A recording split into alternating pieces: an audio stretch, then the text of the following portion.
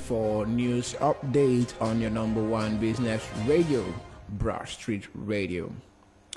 The following are the headlines for the news update this morning, the 29th day of the month of July 2021.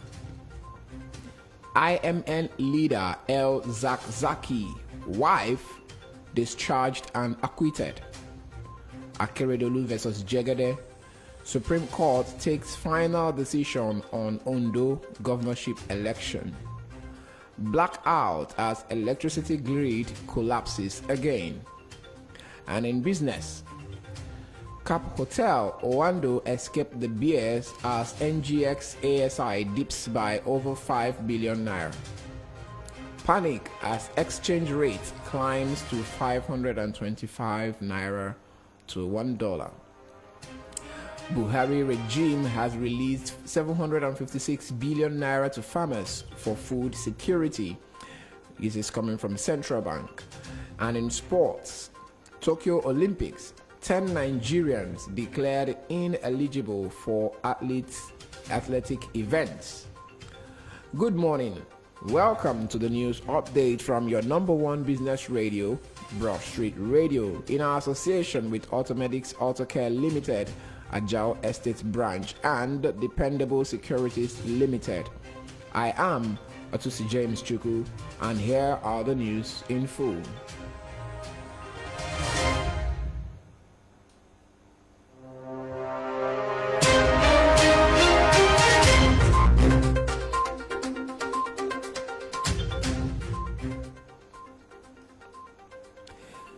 The leader of the Islamic Movement of Nigeria, IMN, Sheikh Ibrahim El Zakzaky, and his wife Zinat have been discharged and acquitted.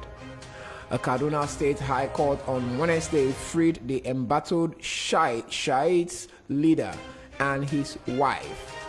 In a ruling that lasted over 8 hours, the presiding judge, Justice Gideon Kurada, upheld the no-case submission filed by El Zakzaky and his wife.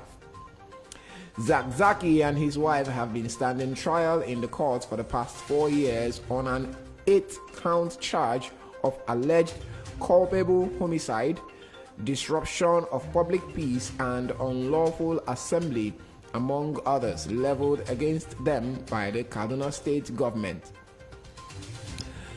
The Supreme Court has ruled in favor of Rotimi Akeredolu in the matter involving the authentic winner of the October 10 governorship election in Ondo State. The Apex Court, in its 4-3 judgment on Wednesday, declared Rotimi Akeredolu of the All Progressives Congress (APC) as the duly elected governor of Ondo State. The court also threw out the suit filed by the candidate of the People's Democratic Party (PDP) in the election, Mr. Eyitayo Jegede. Akeredolu, however, floored Jegede again at the tribunal, same at the appeal court, and eventually at the Supreme Court. Olashupo Ojo, a counsel to embattled Yoruba Nation agitator Sunday Adeyemo, also known as Sunday Igboho, has stated that the international refugee law permits the activist to enter any country, even with a fake passport.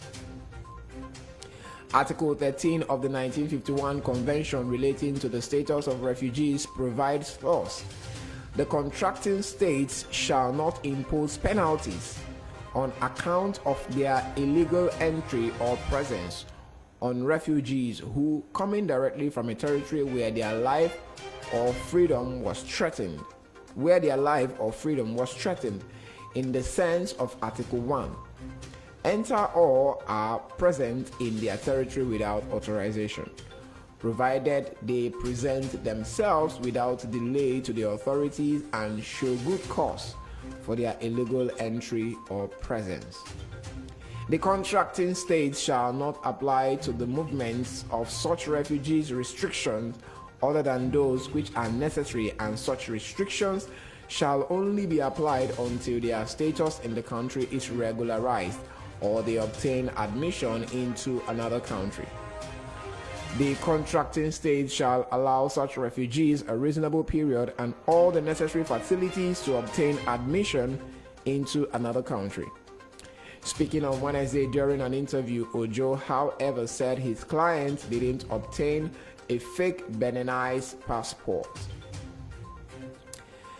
Nigeria's ambassador to Benin Republic, Tukur Buratai, on Wednesday met with the president of Benin Republic, Patrice Talon. The former chief of army staff met with the Beninese president to present his letter of credence to him. Buratai met with the president of Benin amid the arrest of Yoruba Nation agitator Sunday Igboho. Igboho was arrested in Cotonou, capital of Benin Republic, while trying to escape to Germany. The nation's electricity grid has once again collapsed and has led to a blackout across the country. According to a statement released by the spokesman of the Abuja Electricity Distribution Company, AEDC, Oyebode Fadipe, the system collapse happened around 12:26 p.m. on Wednesday. Fadipe noted that the collapse has led to the loss of power supply in Abuja and its environs, assuring customers that power supply will be restored to the state within its franchise as soon as possible. Former Niger Delta militant leader Asari Dokubo has declared that the Igbos can't lay claim to the name Biafra as they are not the originators. According to Dokubo, the name Biafra originated from the Ijaws and not the Igbos. He added that the geographical location of Biafra in Ijaw and a little Oron and a little bit Ibibio. According to him, an Ijaw man known as Francis Okpigo moved the motion for the adoption of Biafra, and the name was so adopted in 1967. He used this to buttress his point that Biafra belongs to the Ijaws and not to the Igbos, as many, including IPOB leader Nnamdi Kanu, have believed. Business news in a jiffy.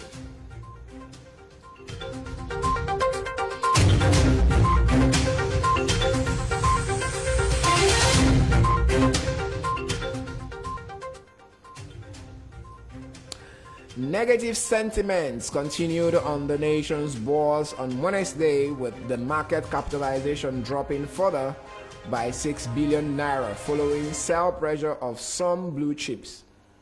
Specifically, the market capitalization lost 6 billion naira or 0.03% to close at 20.210 trillion naira compared with 20.216 trillion naira achieved on Tuesday.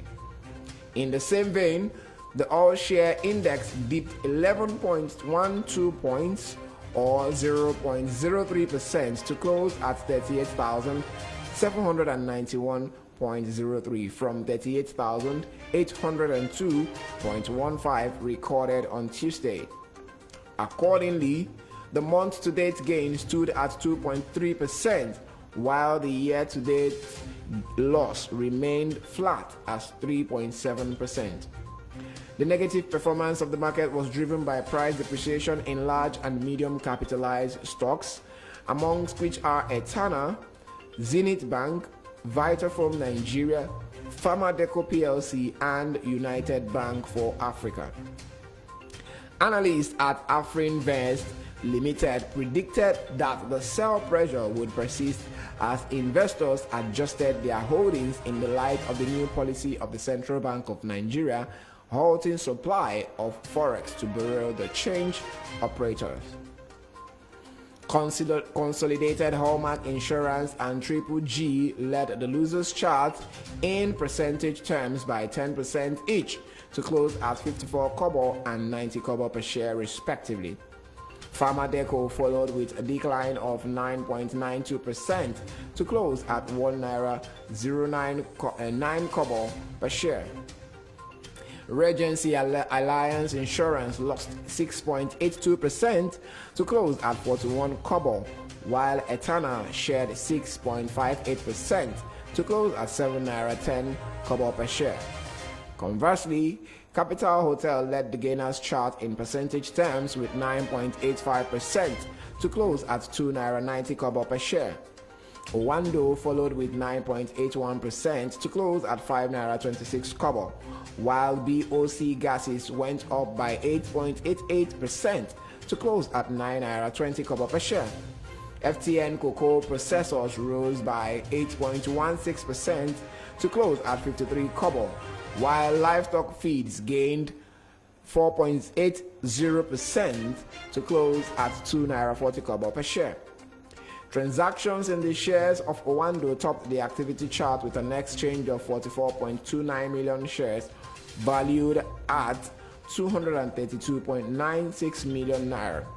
UBA trailed with 19.65 million shares worth 150.75 million naira, while Wema Bank traded 14.24 million shares valued at 11.88 million naira.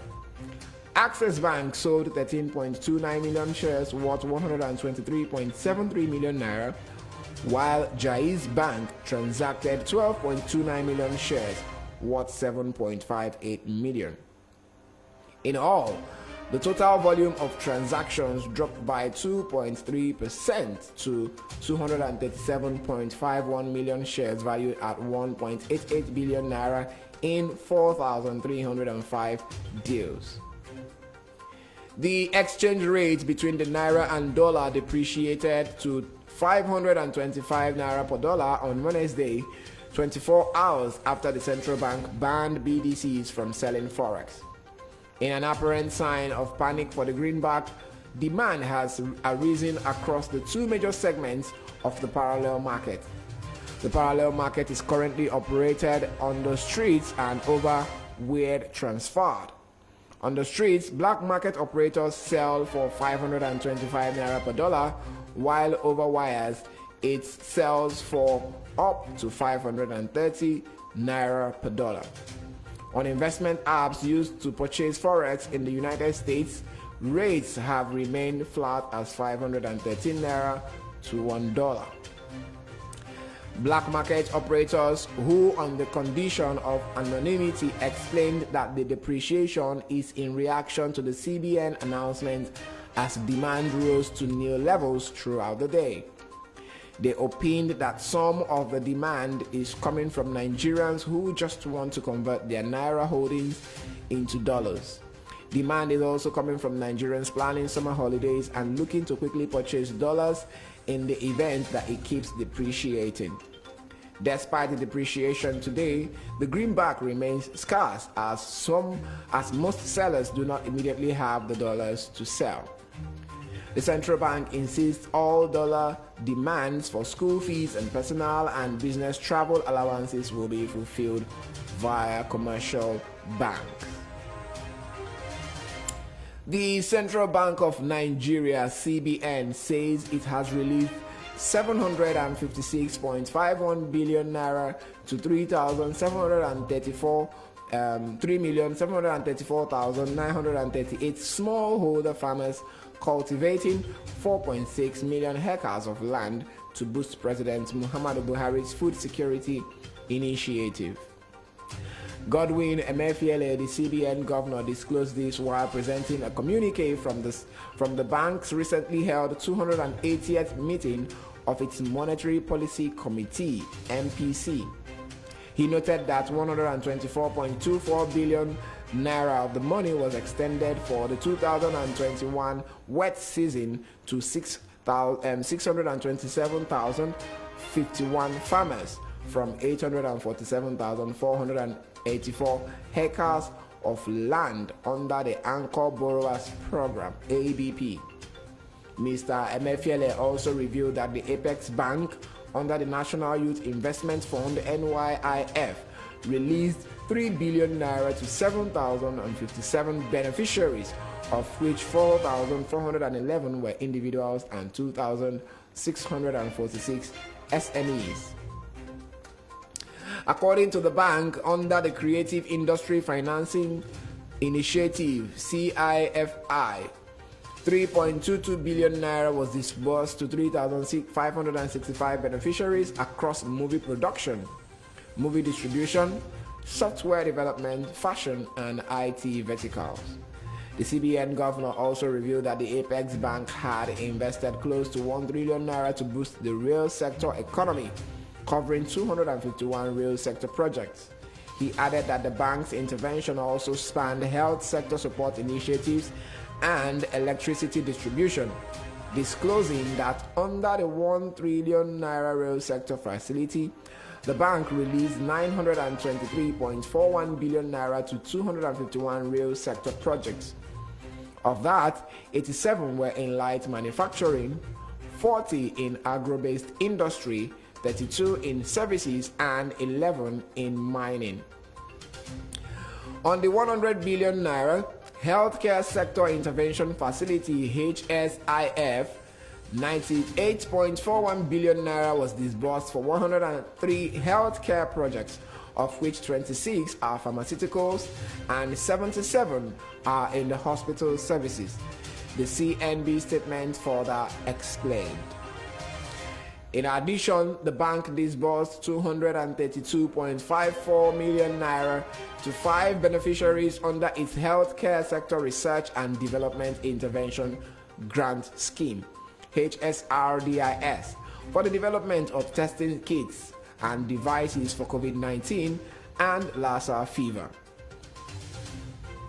The Motor Vehicle Administration Agency (MVAA) has announced that the Lagos State government will flag off its newly introduced online vehicle license renewal with effect from August 1, 2021. The state government said that the newly introduced vehicle registration portal via portal.autoreg.ng is to allow individuals renew their vehicle licenses from the comfort of their homes. This disclosure was made by the General Manager of MVAA, Mrs. Lakme Kilanko, during a stakeholders meeting at Alausa Ikeja, noting that the concept is part of the agency's effort at enhancing service delivery in the area of vehicle documentation in Lagos State. Sports news in a jiffy.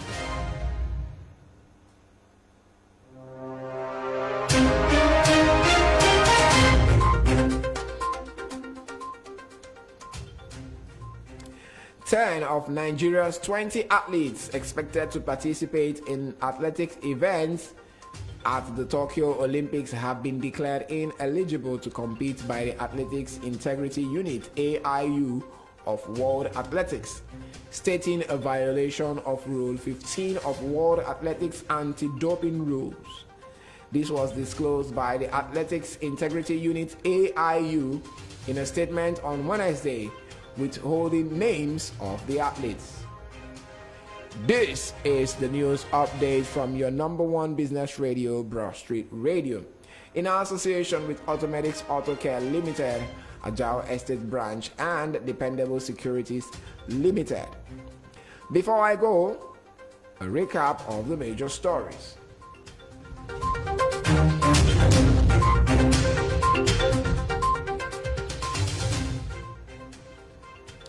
IMN leader El Zakzaki, wife discharged and acquitted. Akeredolu versus Jegede Supreme Court takes final decision on Ondo governorship election. Blackout as electricity grid collapses again. And in business, Cap Hotel, Owando escaped the BS as NGX ASI dips by over 5 billion naira. Panic as exchange rate climbs to 525 naira per dollar. Buhari regime has released 756 billion naira to farmers for food security. This is coming from the CBN, the Central Bank of Nigeria. And in sports, Tokyo Olympics, 10 Nigerians declared ineligible for athletics events. Enjoy the rest of the day. I am Otusi James Chuku, and you are listening to your number one business radio, Broad Street Radio. Up next is the newspaper review with Semo Sinachi and Eze at 8:30 a.m. Do stay with us. It's still Broad Street Radio, your number one business radio.